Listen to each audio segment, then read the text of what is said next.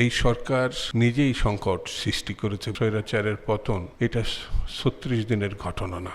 সংস্কার যদি করতে চেতেন ৩১ দফাই যথেষ্ট ছিল।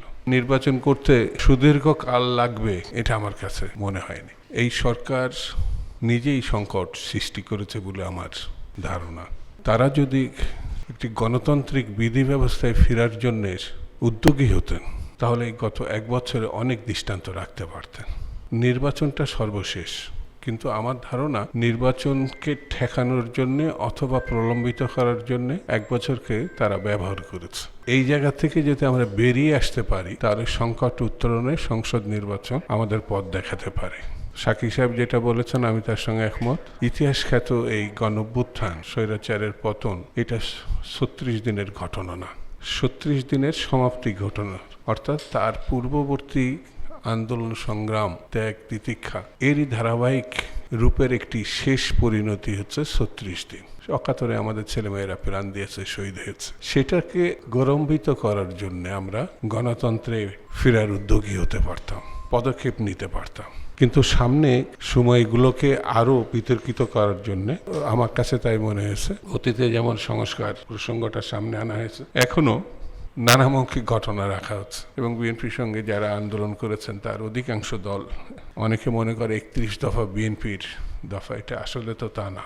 সর্বশেষ ৩১ দফায় উপনীত হয়েছে সকল রাজনৈতিক আন্দোলনমুখী সংগঠনের সঙ্গে আলোচনার প্রেক্ষিতে। সংস্কার যদি করতে চেতেন ৩১ দফাই যথেষ্ট ছিল। একটি গ্রহণযোগ্য নির্বাচন করতে যদি আমরা ব্যর্থ হই, যেটি এই আন্দোলনে অন্যতম একটি দিক ছিল, যে ৩টি নির্বাচন তথাকথিত নির্বাচনের নামে যে ঘটনা সংগঠিত করেছিল, তার থেকে বেরিয়ে আসার যে সুযোগটা আমরা পেয়েছি। আমরা ৫৩ বছরের অনেক ভালো কাজ যেমন করেছি, খারাপ কাজও আছে। ভালো নির্বাচন আমাদের আছে, 91-এই আছে। সেই সময় গণঅভ্যুত্থান পরবর্তীতে ৯০ দিনের ভিতর কিভাবে নির্বাচন করতে হয় তখনকার জাতীয় নেতৃবৃন্দ এবং তৎকালীন জাস্টিস শাহাবুদ্দিন সাহেব এটা দেখিয়েছে। একমাত্র স্মার্ট সিটি বসুন্ধরা, আধুনিকতায় এক ধাপ এগিয়ে। সেহেতু নির্বাচন করতে এরকম সুদীর্ঘ কাল লাগবে এটা আমার কাছে মনে হয়নি।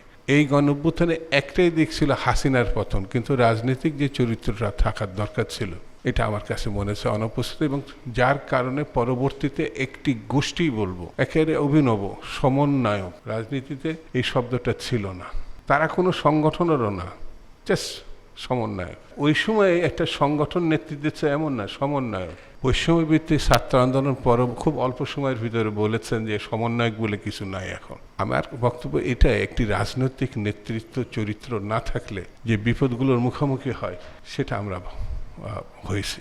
সংসদ নির্বাচন না হলে সামনের দিনগুলোতে সংকট উত্তরণ তো দূরে থাক, আরো মহা বিপদের দিকে আমরা ধাবিত হব বলে আমাদের বিশ্বাস। ডক্টর মোহাম্মদ ইউনূসের যে সাফল্যগুলো আছে তার থেকে বড় সাফল্য হবে একটি ভালো নির্বাচন তিনি যদি করতে পারেন।